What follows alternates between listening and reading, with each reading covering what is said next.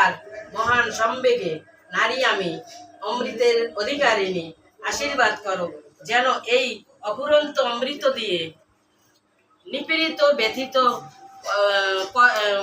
কর্মিষ্ঠ আদর্শ অনুপ্রাণ নরকে নরকে আর কি আমি অপূর্ব প্রাণানন স্নানে স্নাত করিয়ে তোমারই দিকে তাকে আরো এগিয়ে দিতে পারি। তুমি আমাকে ভালোবাসার অধিকারিণী করেছো।